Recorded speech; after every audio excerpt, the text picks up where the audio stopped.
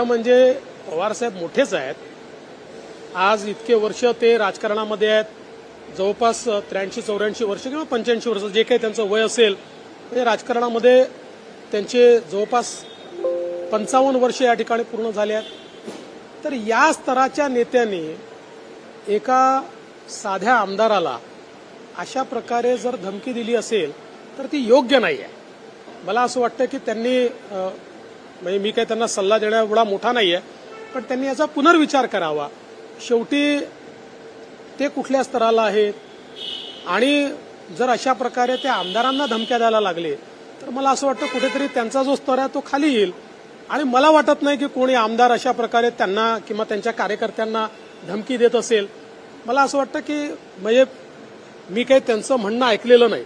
तुम्ही जे म्हणताय त्याच्या आधारावर मी माझी प्रतिक्रिया देतोय, पण मला हे काही योग्य वाटलेलं नाही.